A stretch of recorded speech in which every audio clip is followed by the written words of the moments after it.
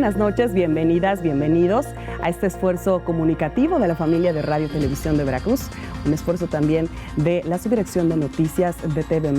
Gracias a usted que está en sintonía y a nombre de mi querido Ramsés Yunes Zorrilla, titular de este espacio periodístico que es A Ocho Columnas, una servidora Alejandra Mota Romero le estaré acompañando en esta hora de debate, un debate político, una charla entre amigos también, con grandes periodistas a los cuales estaré acompañando esta noche. En breve se los estaré presentando. Un saludo a usted que nos está sintonizando en TV+, en plataformas digitales. Esto es A Ocho Columnas, un gran invitado que tenemos hoy y es un gusto recibirlo aquí en su casa, la familia de Radio y Televisión de Veracruz. Presentaré a nuestro invitado y en breve les estaré presentando a los periodistas distinguidos que nos acompañan en esta emisión. Nos acompaña el licenciado Armando Gómez Betancourt, él es diputado federal del Distrito 1 de Pánuco. Bienvenido.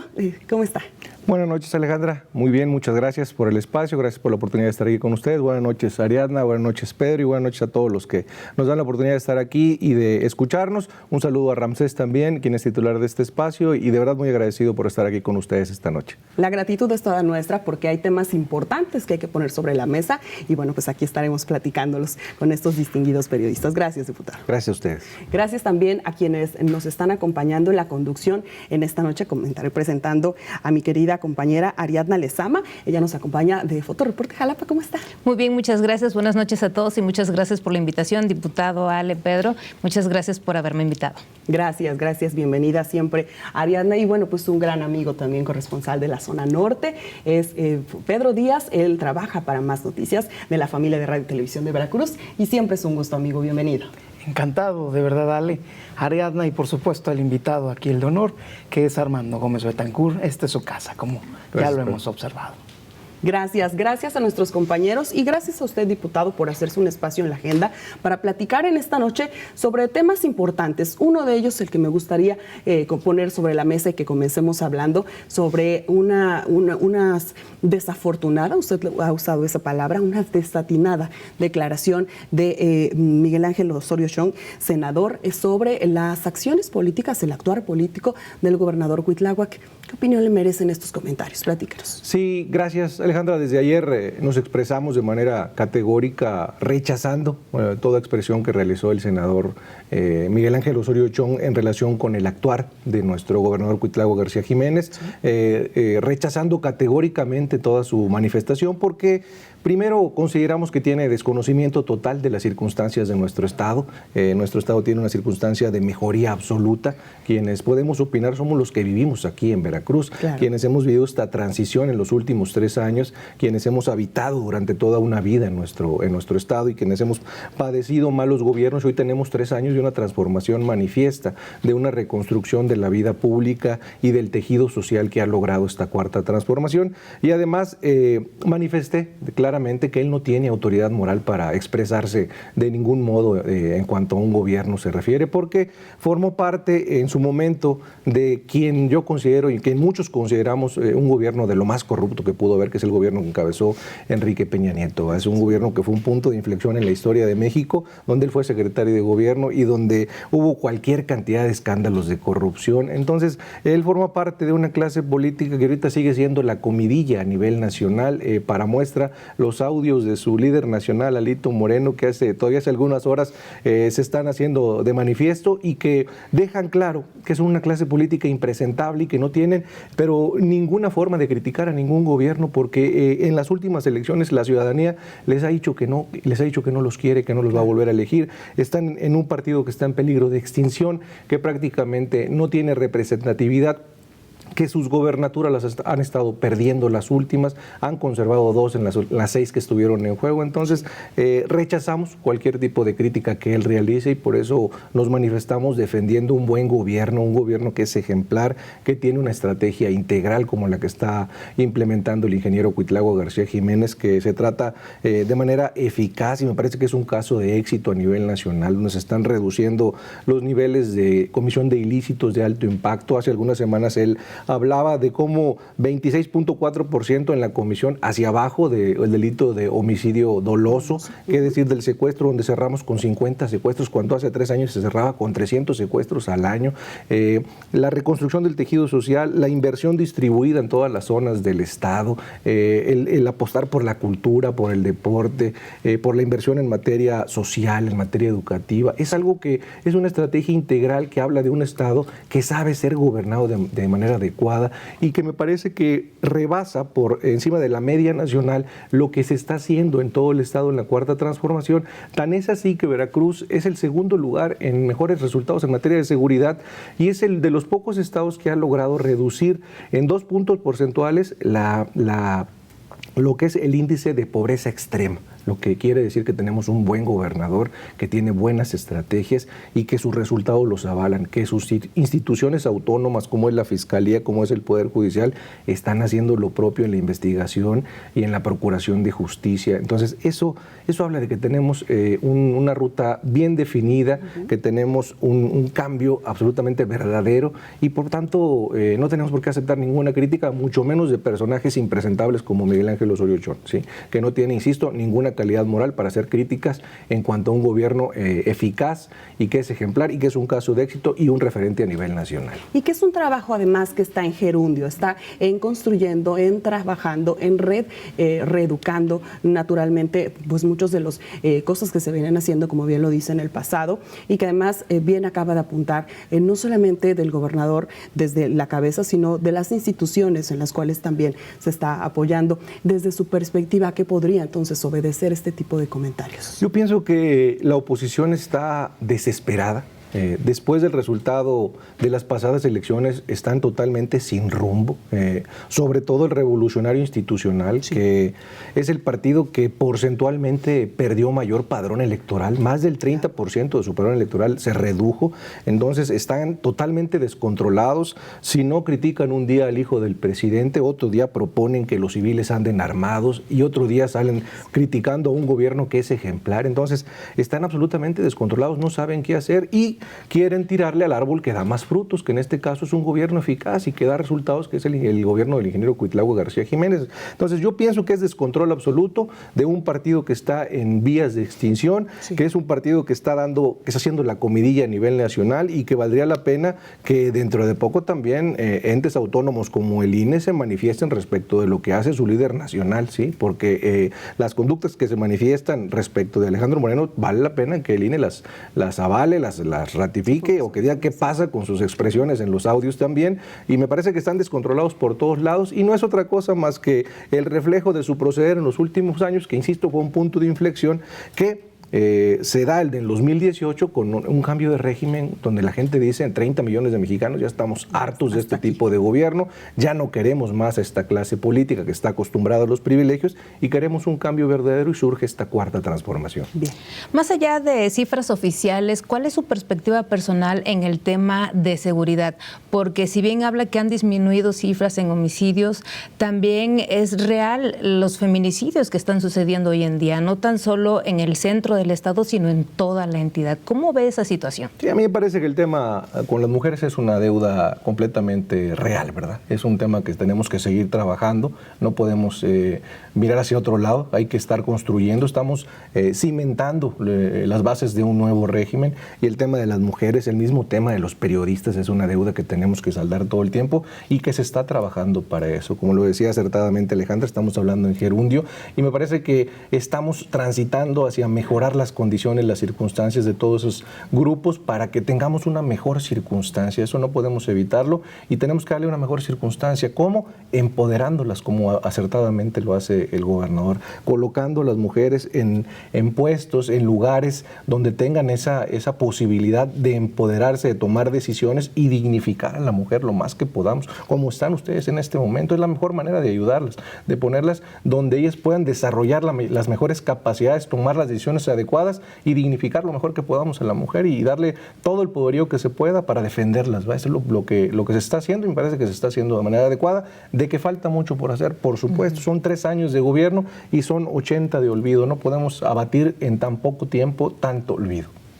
Congresista, por la sintonía que se da hoy en la región de Pánuco, que es su distrito, la presencia del gobernador, la presencia del secretario y de otros más que están al frente de los departamentos, le viene a dar otra cara. Pasó mucho tiempo, la transición se está dando.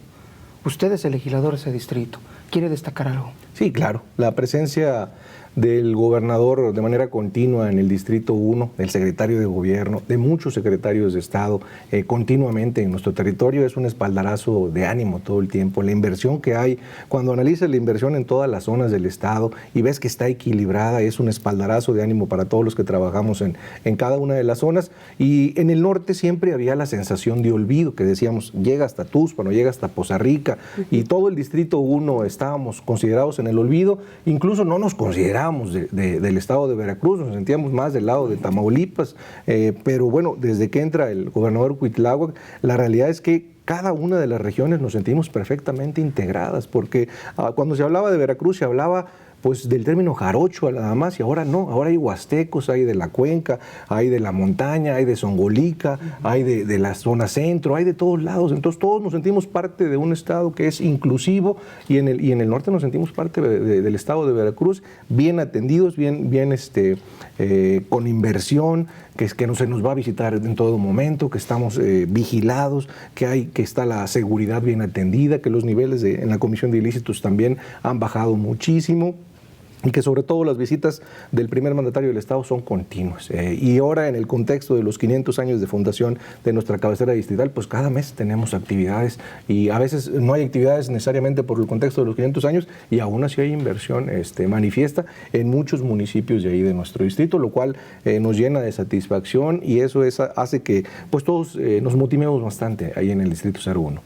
Diputado, estuve viendo sus redes sociales y he observado que usted ha tratado de ser muy cercano a la gente, hace incluso en vivos de manera continua para escuchar a la población. ¿Cuál ha sido la petición más recurrente por parte de la gente de su distrito? Porque veo que usted lee todos los comentarios, veo que escucha y pues tiene mucho contacto con ellos, ¿no? ¿Cuál ha sido la petición más recurrente? Pues generalmente cuando estuvimos en campaña siempre fue la exigencia regresar al territorio, que regresáramos con la gente, porque la tradición del diputado era ir a pedir el voto y nunca volver. Y no aparecerse, ¿no? Ahí entonces, nos vemos. Honrar la palabra, en volver, hemos tratado de estar siempre en territorio, volver a los municipios continuamente, somos un territorio muy rural, hay muchas comunidades. La idea de crear un espacio en las redes sociales fue de alguna manera también para reconceptualizar la función del legislador.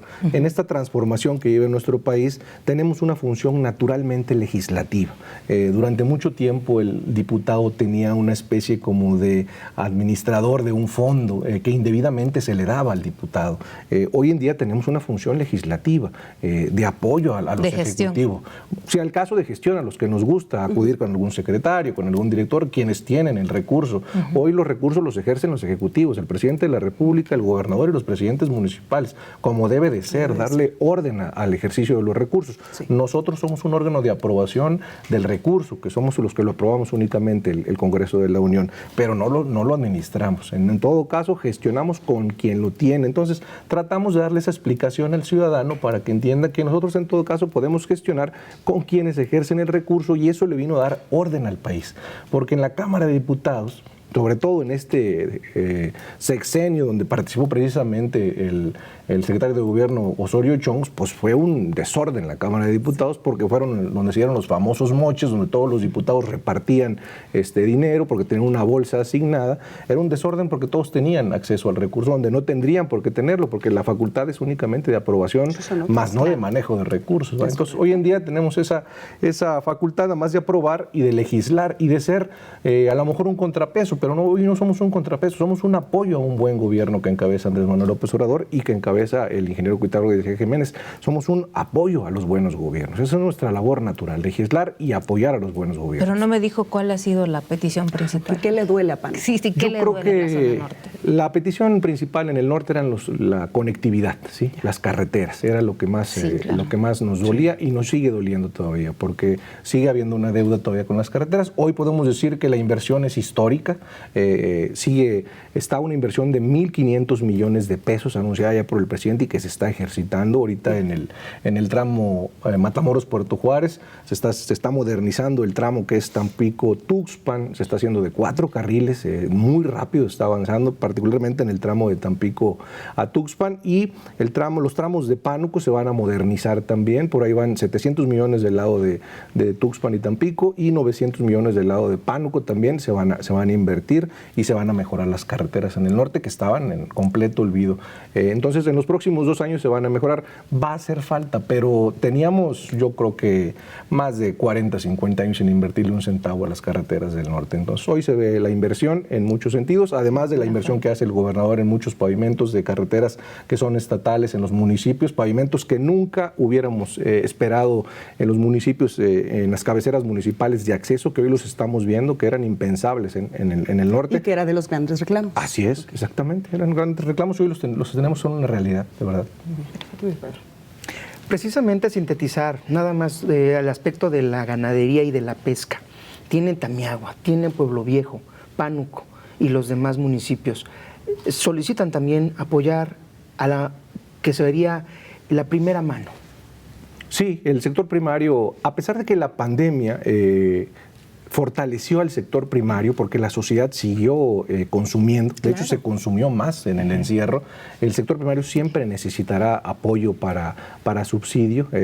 En materia de sector primario, sobre todo en la zona norte, hay un sector fuerte ganadero, hay centros de acopio que están mejorando los precios de la leche, sobre todo. El precio de la leche va a llegar seguramente en este año o el siguiente a 10 pesos el litro de leche. Sin embargo, hay que hacer que el productor pueda llevar su producto a los centros de acopio, que es la problemática que tenemos ahorita, que no todo el productor puede llevar su producto a los centros de acopio y que el pescador tenga un poco más de apoyos, así como los tiene el ganadero y el agricultor también. Entonces, tenemos un programa muy exitoso que es Sembrando Vida, que es único en el mundo, ¿sí? Claro. Que además de que el productor recibe un apoyo económico, estamos ayudando al planeta, ¿sí? Para que se reforeste, pero sí necesitamos darle más apoyo al sector primario, fortalecerlo más, sobre todo al sector pesquero, que ahorita están en veda, precisamente ahorita están en veda, y el bien pesca no es suficiente, hay que universalizarlo y hacerlo un poquito más continuo, para que le llegue más seguido al pescador y ampliar su rango, que sea más universal. A mí sí me gustaría que amplíe más el tema de la leche a 10 pesos, porque es un tema que a las familias le puede interesar ahorita que están muy caros los productos. Sí, la idea de que se suba el precio de la leche es para efecto de que no exista un intermediario entre el productor, que a veces le llegan a pagar la leche a 4 o 5 pesos al productor, ¿sí? Y el producto que nos llega, ¿sí? A la mesa. Esa es la intención de que el gobierno pueda pagar la leche a un mucho mejor precio. Aquí el detalle es que entre que llega al centro de acopio y el productor la produce, esa es la problemática, que no hay esa cadena de frío que nosotros estamos intentando que exista para que tenga ese beneficio, pues de casi un 40% de beneficio, que resultaría fascinante para el productor, mejorarlo muchísimo, ¿no? Entonces hay que trabajar en eso y pues los centros de acopio tienen la capacidad para recibir bastante productividad en nuestra zona. Hay varios centros de acopio en el norte del estado, pero todavía les falta recibir más producto para que el productor se mejore en sus condiciones de productividad, ¿verdad? Y genere mayor cantidad de riqueza. ¿Cuántos se verían beneficiados? ¿Cuántos ganaderos en la zona norte? No estamos hablando de una productividad nada más en mi municipio estamos hablando de una productividad de 400,000 litros de leche en un solo día, ¿sí? Wow. Es una cuenca lechera muy productiva en un solo municipio, ¿sí? Sí, serían varios beneficios. Ahora, diputado, de manera más breve, el presidente de la República acude a Pánuco, acude a la zona, colinda con el Distrito 1, a diferencia del Distrito 2, que también es necesario que camine, pero en el Distrito 1 se han enfocado mucho los programas sociales, han atacado muy bien esos programas y han esperado que, bueno, el resultado sea mejor, a diferencia del resto de los últimos sexenios, últimos gobiernos. Sí, la política social del presidente de la República es exitosa. La intención de elevarla a rango constitucional es universalizarla, es decir, que a diferencia de otras épocas es que no sea clientelar, que no sea para alguien de un solo partido, sino que todos tengamos acceso a ella, que no sea distintiva de una sola región y un solo distrito en función de resultados, sino que sea parejo para todos. Y ahí tiene mucho que ver el trabajo, pues sobre todo de los entes de gobierno, que todos podamos participar en esto y que podamos acercar a la ciudadanía a ellos. Ahí participamos todos, la verdad, todos los que estemos dentro de la estructura de gobierno, que podamos acercar a la ciudadanía a que puedan tener acceso a esos apoyos de gobierno, que insisto, el elevarlos a rango constitucional, eso implica en que todos tengan acceso a ellos, todos, tanto adultos mayores como las becas Benito Juárez, Jóvenes Construyendo el Futuro, Sembrando Vida, todos esos son de carácter universal y cualquiera podemos acceder a ellos, ¿verdad? Entonces, simplemente tenemos que crear los mecanismos para que tengamos esa cercanía. En el acercamiento con la ciudadanía, ¿cómo le ha ido en el sentido de que muchos dicen, ya no creo en el político, ya no creo en los diputados, los ven ya con un recelo porque no les han cumplido anteriormente? Ahorita, ¿cómo le ha ido en ese sentido? Sí, no, el ciudadano tiene todo el derecho a dudar sobre todo del diputado, que es el que peor imagen tiene de todos los políticos, y nos toca a nosotros dignificar la labor, ¿cómo? Con los resultados. Es la única manera de dignificar el oficio, la profesión, dando resultados, hablándole honestamente a la gente cuál es nuestra labor, qué es lo que tenemos que hacer, qué sí podemos hacer y qué no podemos hacer, para efecto de ser honestos, ser claros, y cuando a la gente le explicas realmente cuál es tu objetivo, la gente lo entiende perfectamente. Hoy, si algo se ha logrado con esta transformación, si algo le podemos reconocer al presidente de la República, es que ha logrado una revolución pacífica de la conciencia y una madurez que la gente entiende perfectamente bien. Por eso se ha cambiado la forma de pensar de la gente y entiende, pero claramente cuál es la función de cada quien, y eso el ciudadano lo percibe muy bien. Exige, pero entiende también cuál es la labor de cada quien, y de que hay enojo de repente, por supuesto, pero si se habla con el ciudadano de manera clara, también lo percibe muy bien. Pues creo que también hay que diferenciar la parte de que están colindando con el estado de Tamaulipas. Va a ser un buen lazo. El triunfo de Julio Menchaca llevará un nuevo gobierno para lo que sería la sinergia con el de Cuitláhuac. ¿Lo ve así usted como beneficio al Distrito 1? Sí, claro. Tamaulipas, Hidalgo ya son aliados. Cuando uno tiene vecinos con los cuales ideológicamente coincides, siempre los resultados serán mejores. Ahora Veracruz tiene vecinos con los cuales se coincide ideológicamente y seguramente vamos a trabajar muy bien con ellos. Son de la Cuarta Transformación también, son de la corriente ideológica, y va a haber una sinergia que dará buenos resultados para todos, sobre todo con los vecinos del norte en materia de seguridad, que hace muchísima falta. A nosotros en el norte, pues cuando la parte sur de Tamaulipas estaba muy peligrosa, en el norte de Veracruz estábamos igual, entonces esa sinergia va a ser muy, muy efectiva para nosotros, y en otros temas de desarrollo metropolitano también seguramente habrá mucho beneficio para toda la zona. Y qué decir del lado de Hidalgo, igual también seguramente trabajaremos de la mano muy bien con el gobernador Julio Menchaca, y me parece que hay una buena armonía alrededor de todo el estado de Veracruz, y me parece también que eso se debe al buen ejemplo que genera el estado de Veracruz como un caso de éxito a nivel nacional, por sus cifras, por lo que está proyectando por encima de la media nacional y que contagia a los demás estados, y que somos un referente. Me parece que ese es lo que se contagia con nuestros vecinos, con los estados que tenemos en los limítrofes. Muy bien. Hablando en ese tema de sinergia, ¿cómo ve a la oposición? ¿Cómo están trabajando ahorita que se está fortaleciendo todo el gobierno, no tan solo aquí en Veracruz, sino también en los otros estados vecinos? De esa manera, ¿cómo se están fortaleciendo ustedes para darle buenos resultados a la gente, pero también viendo el trabajo de la oposición?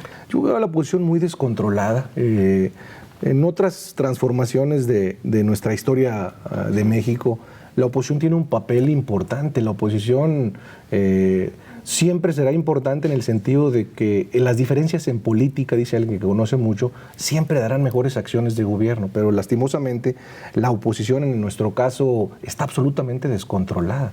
Lo decía hace algunos momentos, se van a cuestiones banales, a cuestiones sin sentido, o criticar al hijo del presidente de la República hoy en día es algo que es cobarde, que es bajo. Me parece que no ha encontrado la forma, la oposición, ni siquiera de tener un argumento, un sentido de darle frente a esta cuarta transformación, de tener un poco de dignidad, de ideas. Entonces, yo siento muy descontrolada la oposición y no le he hallado la fórmula.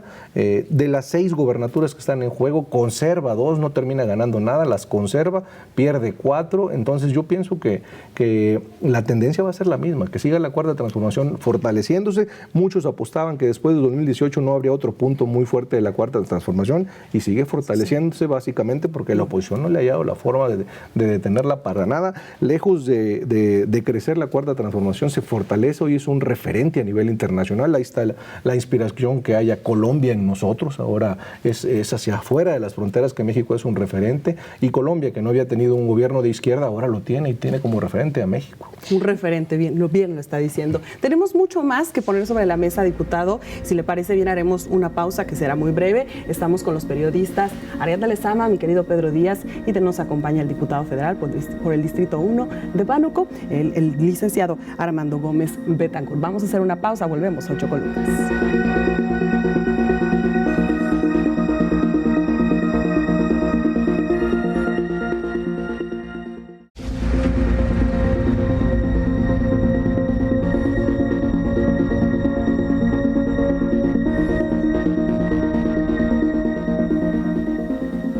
Noche de A 8 columnas, gracias a usted que continúa con nosotros en este esfuerzo periodístico, un esfuerzo comunicativo también de la familia de Radio y Televisión de Veracruz, RTV, TV Más y más noticias que acercan a usted a los actores políticos, y justamente rodeado de grandes periodistas, 2 grandes periodistas que en esta noche pues estamos llevando y poniendo sobre la mesa temas relevantes para el estado de Veracruz. La periodista Ariadna Lezama, mi querido Pedro Díaz, también periodistas que nos acompañan esta noche, y nuestro invitado de honor, el diputado federal por el Distrito 1 de Pánuco, Armando Gómez Betancourt. Licenciado, estábamos hablando justamente de un contexto de pandemia en el que todavía no salimos, pero han sido 2 años difíciles para el país y para la entidad veracruzana, en particular en el norte. ¿Cómo golpeó esta pandemia, naturalmente en materia de salud, pero que otros sectores se vieron severamente dañados? Nos decía que el sector primario, no tanto, al contrario, tuvo grandes beneficios, pero ¿qué sectores sí se vieron afectados? El sector primario se fortalece,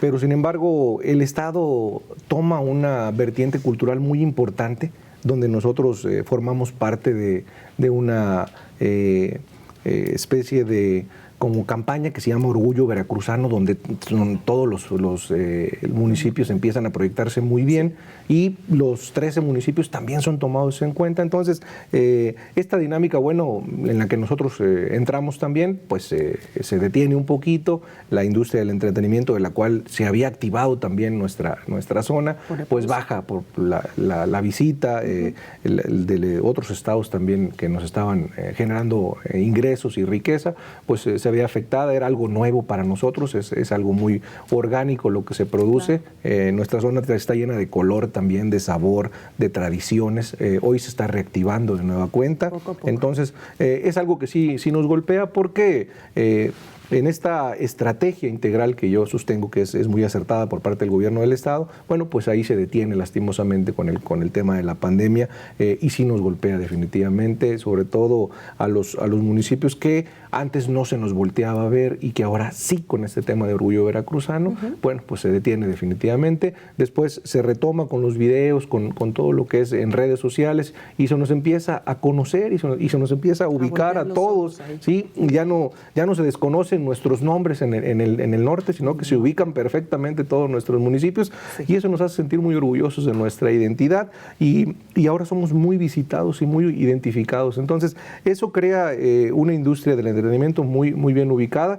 Tan es así que hace algunos días tuvimos un evento de motonáutica muy exitoso en el norte, ¿va? Y eso está generando una sinergia muy buena en varios puntos de nuestro distrito, ¿va? Entonces, eso se está reactivando, pero en algún momento pues sí tuvo una afectación ese tipo de eventos, ¿va? Por la pandemia. ¿Hubo cierre de algunos comercios o empresas en aquella zona? Cuando nos tocó semáforo en rojo, definitivamente cada uno de los municipios nos tocó tomar las medidas de contingencia propias. Por fortuna, Veracruz fue de los contados estados que no tuvo doble semáforo en rojo, y no todos los municipios nos tocó esa circunstancia, ¿va? Sí. Lo decía al principio de este espacio, nuestra zona es muy rural, tiene muchas comunidades y esa circunstancia de que nuestra población viva muy dispersa en comunidades rurales ayuda a que la pandemia no se mueva tan rápido como en las zonas urbanas, que viven muy junta la gente. Nosotros vivimos todavía en muchas comunidades. Mi municipio, por ejemplo, tiene casi 1,700 comunidades. La gente vive todavía en rancherías, en ejidos. Nuestra cabecera municipal también tiene muchas comunidades. Entonces,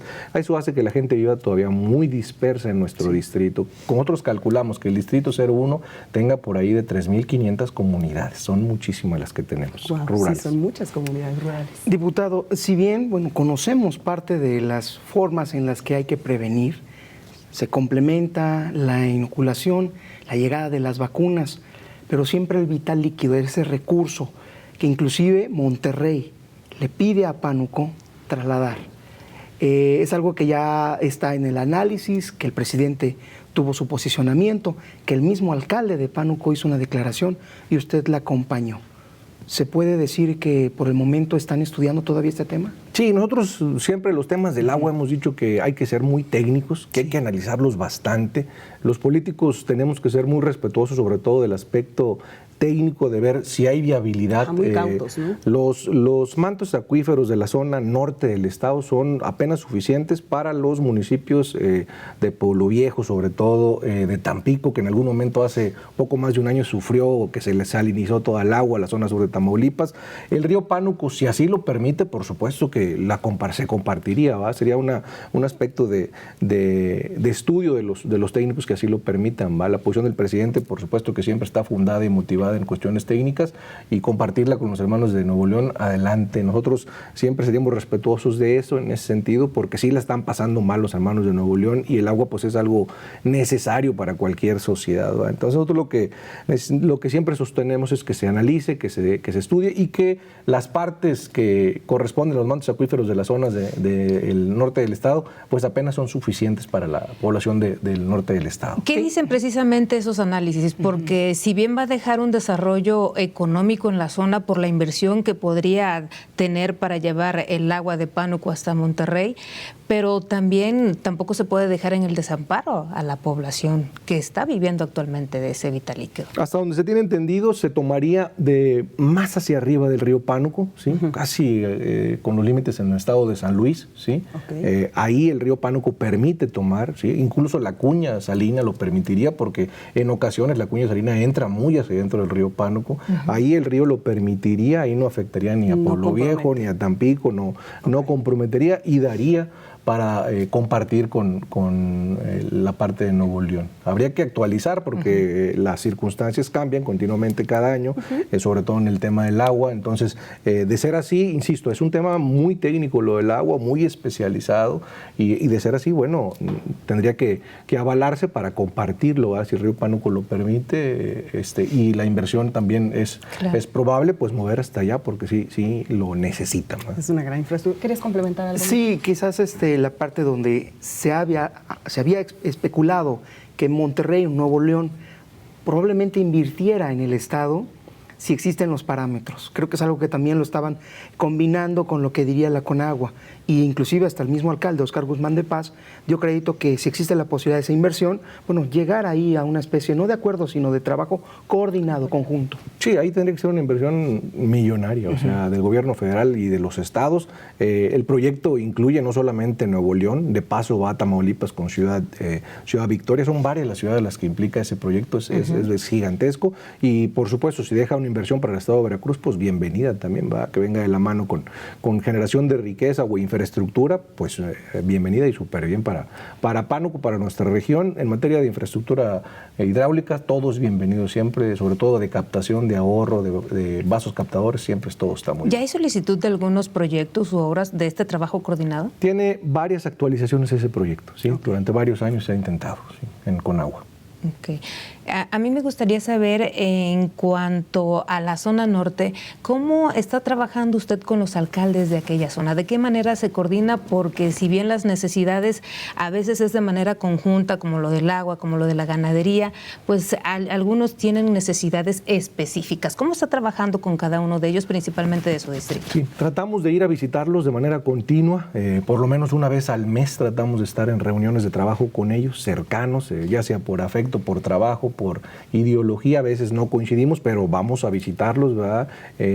Los acercamos con las secretarías, con las direcciones, para efecto de escucharlos, recibir sus proyectos, la manera que podamos ayudarles siendo un enlace con quienes tienen recursos para efecto de proyectos que ellos no tengan el suficiente recurso, que tengan acceso a él. Nuestros alcaldes, por unos 10 o 11, no tienen la suficiente capacidad financiera de recuperación propia en cuanto a recursos de ingresos propios. Tal vez 2 de nuestros municipios sí tengan mucha capacidad financiera, pero el resto son muy pequeños, son de mediana de recaudación, entonces necesitan el apoyo de otro orden de gobierno, y es ahí donde les apoyamos para efecto de que tengan acceso a otro tipo de ente de gobierno, ya sea el Estado o la Federación, para que les ayude con pavimentos, con precisamente proyectos de hidráulicos, ¿verdad? Con apoyos al sector primario, con apoyos de gobierno a sectores vulnerables, con infraestructura educativa, social, vivienda, todo ese tipo de apoyos. Tratamos de direccionarlos. Hay alcaldes y alcaldesas muy talentosos que también gestionan propiamente solos, pero bueno, tratamos de hacer equipo con ellos porque hay tiempo para todo, tiempo para competir y tiempo para hacer equipo. Y ahorita es tiempo de hacer equipo con ellos. Con todos estamos haciendo. Así es, ¿sí? Con todos y con todas hay alcaldes y alcaldesas talentosísimos que necesitan ayuda, y es ayuda para su población, para la población de todo el distrito. Diputado, en este sentido que muchos legisladores conocen el caso del Río Virgen, llamó mucho la atención, el proceso continúa, el proceso avanza, y la Fiscalía General del Estado ya ha declarado cuál es la circunstancia que se vive específicamente en ese caso. Hemos estado pendientes de las mesas de seguridad que se hacen en la zona norte y específico en su distrito, pero sobre todo en este tema del Río Virgen, del desplegado que generan ustedes, ¿tiene alguna opinión? Sí, claro, a mí me parece que es un caso que está pendiente, es un caso que es un asunto donde se manifiesta que en Veracruz hay un Estado de Derecho, donde las instituciones trabajan bien, que está pendiente de resolverse, que él obtiene su libertad momentánea, que está pendiente que se resuelva de fondo y que no hay ningún tipo de persecución. Por el contrario, cada una de las de sus instituciones está haciendo su trabajo, la Fiscalía va a hacer lo propio, y me parece que es un caso ejemplar donde se defiende quien tiene que defenderse, la Fiscalía va a defender los intereses de las víctimas y en su momento se va a resolver de manera absoluta, y yo creo que es una forma de ver como un caso correcto lo que están haciendo cada una de las instituciones. Lo han tratado de politizar y algunos de condenar, pero a mí me parece que es un caso correcto, de éxito, de que se hace, que cada uno de los que tienen que hacer su trabajo lo hacen bien, y yo pienso que va a llegar a un buen puerto, y que sobre todo la Fiscalía, insisto, hace siempre bien su trabajo, y que el Poder Judicial también hace bien su trabajo. Entonces pienso que va a llegar a buen puerto, y que por el momento la circunstancia es esa, se recupera momentáneamente su libertad, y que en su momento tendrá una solución de fondo. Hablando de esta unidad que se da entre el partido y entre los actores políticos de Morena, ya estamos a mitad del año 2022, comienzan a levantarse las manos y comienzan a ver por ahí personas que se destapan rumbo a esta carrera presidencial. En este sentido, congresista, ¿qué opinión le merece usted? ¿Considera que esta carrera presidencial rumbo a la presidencia estará fracturando a el partido Morena, sí, a las personas que están pues manifestando este interés? Yo pienso que hay la madurez en el movimiento para entender. Hace ya 4 años, se van a cumplir 4 años que se logró la transformación. Sí. Era un movimiento que se creó para obtener la presidencia de la República. Después viene un proceso de renovación de las dirigencias. Entendamos que es un movimiento enorme que tuvo que ir madurando. Me parece que hoy en día estamos en ese proceso para entender lo que viene para el próximo año. En el 23 comienza el 24, y yo creo que el movimiento está preparado para poder definir el hombre o la mujer que lo va a representar en esta sucesión. Bien. Y que al final de cuentas se va a unir y vamos a poder obtener de nueva cuenta el triunfo para el 2024. Yo creo que estamos preparados, que los mecanismos que se están utilizando son eficaces, han sido claros, han sido honestos.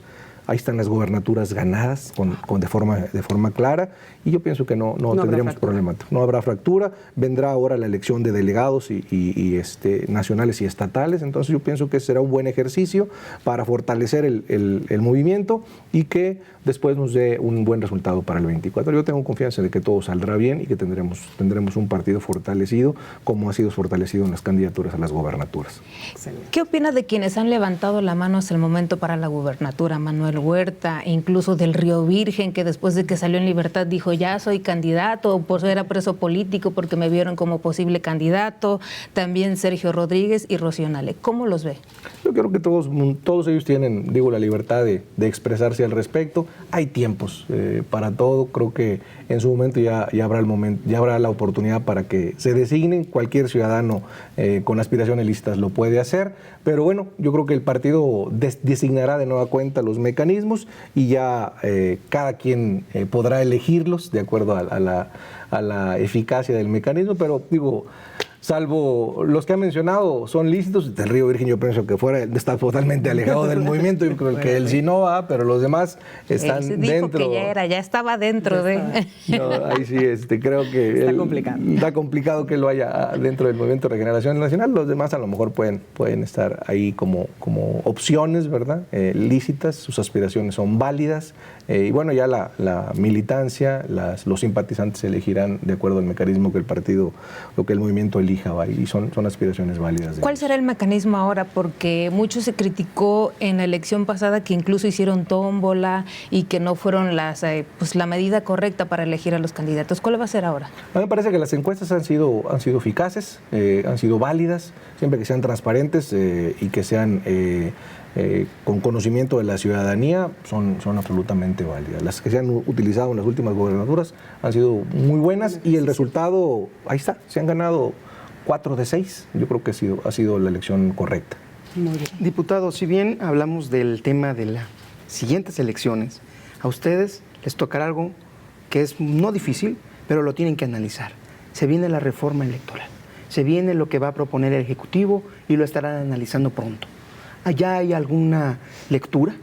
Sí, claro. Yo pienso que en algunos días más, en este contexto de la celebración del 4º aniversario del triunfo de la Cuarta Transformación, tenemos que comenzar a poner en la opinión pública esta reforma político-electoral que es muy necesaria, sobre todo muchos temas de financiamiento de partido, el tema de los plurinominales, precisamente como abrimos este espacio con personajes como Osorio Chong, es un plurinominal, ¿sí? que nadie eligió, nadie votó por él y ahí está emitiendo opiniones desacertadas. Entonces, son temas que se van a poner en la mesa, que le generan mucho gasto a un gobierno que lo que trata es de ser austero. Entonces, la reforma político-electoral es un tema importantísimo y que esperemos que la oposición hoy sí nos acompañe, que sea responsable, que tenga dignidad, que tenga decoro, que aprenda la lección, porque le costó muy caro no acompañarnos en la reforma eléctrica. Sí, ese es un tema, un tropiezo que no, ahí está. Políticamente la gente no se lo perdonó, la ciudadanía se los cobró en la elección pasada, esperemos que en esta ocasión sí, porque el ahorro que nos representaría es grandísimo. La reforma electoral es algo necesario. Durante toda la historia política de nuestro país, siempre después de una transición, después de un cambio de gobierno, viene una reforma política. Necesitamos, parte de esta transformación es una lucha por una reforma político-electoral y se necesita, es indispensable y la vamos a poner en la opinión pública, la vamos a empezar a discutir con asambleas informativas. Parlamentos. Así es, a parlamentos también, como lo hicimos con la socializar lo que así es, para que la opinión pública lo conozca y vea sobre todo lo que representa en evolución democrática y en ahorro, en miles de millones de pesos. Porque como en todo siempre la educación, el estar bien informados es lo que nos dará un panorama un poco más certero. Entonces me parece formidable justo esto, ¿no? Así es, somos una democracia que está en evolución, madurando, sí. Y parte de esa maduración es esta reforma electoral que es un imperativo para nuestra sociedad. Es parte de esta transformación que estaría incompleta si no concretamos esta reforma político-electoral. Con el INE y el OPLE existe la confianza porque en varias ocasiones el propio presidente ha dicho que que no hay una confianza directa, precisamente, no tan solo en el INE, sino en quien está al frente. Entonces, ¿ahí cómo estarían manejando ese asunto? Y más cuando se acercan elecciones importantes. Es bien importante esa diferencia, Ariadna, que tú realizas. Es la dirigencia del INE, es lo que el INE representa actualmente, no la ciudadanía que lo integra cuando hay elecciones, que la ciudadanía merece todo nuestro respeto, sino es lo que el INE hoy en día representa, no se adecua a una realidad electoral que tenemos. Y digo, para muestra, los últimos audios de Alito Moreno, ¿sí? Y el silencio del INE.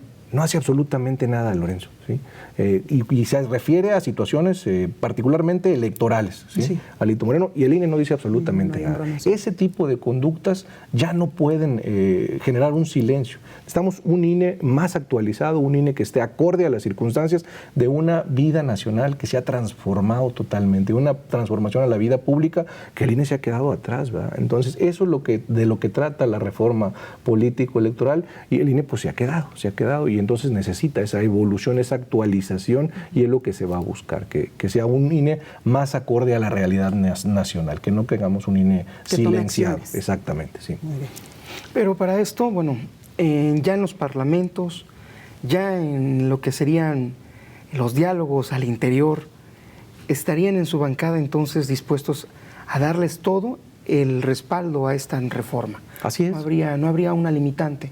No, así pasó en la reforma eléctrica, en la energética, cuando se nos propuso las 12 condiciones que la oposición estableció, se le incluyeron a la reforma eléctrica, y a la hora de llevar a comisiones empezaron a echarse para atrás. Cuando se llevó al pleno, de plano ninguna aceptaron, votaron en contra.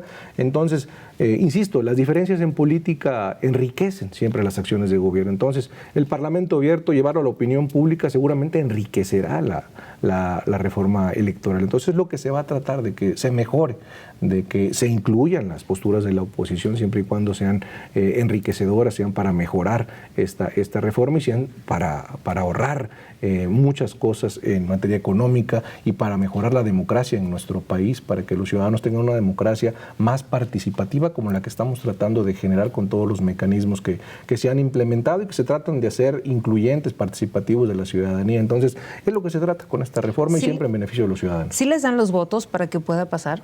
Se trata de una reforma constitucional, requerimos de mayoría absoluta, se requiere de la participación de la oposición. ¿Cuántos les faltan? Faltan algo así como más de 50 votos, ¿sí? Entonces sí se necesita de la oposición en todo el tiempo para las reformas constitucionales. Diputado, estamos ya propiamente en la recta final de este ejercicio periodístico. Justamente hoy se cumplen 10 meses de que ha iniciado un 29 de agosto del año pasado, iniciaba su administración. A 10 meses y echando la mirada atrás, ¿cómo ha sido este trabajo de trabajar desde el Congreso? ¿Cómo ha sido este proyecto, este caminar? Y sobre todo, ¿cuáles han sido estos grandes retos, estos desafíos de trabajar por el bien común y hacerlo desde su trinchera? Ha sido la experiencia más extraordinaria de mi vida. Sentir la responsabilidad de tener todo un país en nuestras manos, claro, como legisladores, tener esta revolución pacífica, que es lo que estamos logrando, encabezada por un gran hombre que es el licenciado Andrés Manuel López Obrador. Esta es una revolución de las conciencias, sí, una revolución que no es armada, que es pacífica, que es de las mentes. Esto va a trascender en la historia de nuestro país, se está logrando transformar. Él lo dijo claramente, es la transformación de un régimen, de una forma de gobierno. Es algo sin precedentes que está trasladándose a otras fronteras, es algo que de veras está generando mejores condiciones de vida para millones de personas. Es una experiencia extraordinaria de la cual nos sentimos parte y que seguramente se va a ver impactada al mediano y a largo plazo, y que podamos generar un mejor país.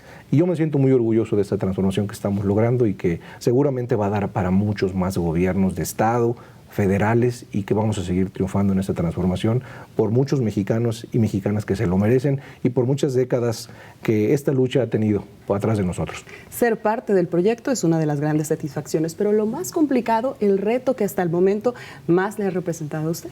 Yo pienso que seguir la lucha, mantener, no desfallecer, resistir esta cimentación es es lo más complicado, pero hay un gran orgullo en esta lucha, de verdad, hay un gran timbre de distinción, y el principal ejemplo lo pone nuestro presidente de la República.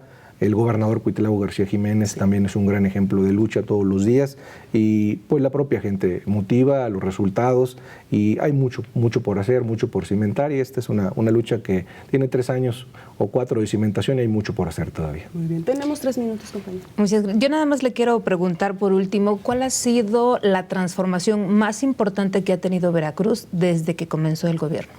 Pienso que para empezar, la forma de pensar del ciudadano, ¿sí? Y la otra, que se está dignificando la política. Se está dignificando la política. Hoy hay más servicio y utilidad del político que protagonismo y que buscar un puesto. Se busca ser más útil, más estar al servicio de la gente, ¿sí?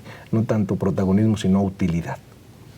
Armando, algo muy breve, una iniciativa que podría estar ayudando y que vas encaminando para que este estado camine, o sus municipios. Yo lo que he estado pugnando desde que entré como diputado es tratar de liberar un poco los fondos de infraestructura social municipal, desetiquetarlos un poco para que los municipios como los que pertenezco yo no estén tan cerradas las reglas de operación del FIS, que les podamos dar más libertad a nuestros alcaldes y alcaldesas de poder tener libertad, porque las mismas reglas para Guadalajara son las mismas reglas para Pánuco, para Tantima. Entonces esas reglas poder liberarlas un poquito, porque cada alcalde y alcaldesa tiene diferentes necesidades. Entonces esas reglas operativas poderlas hacer más libres y que el ciudadano tenga la opción de elegir entre proyectos complementarios o básicos, ¿sí? Excelente.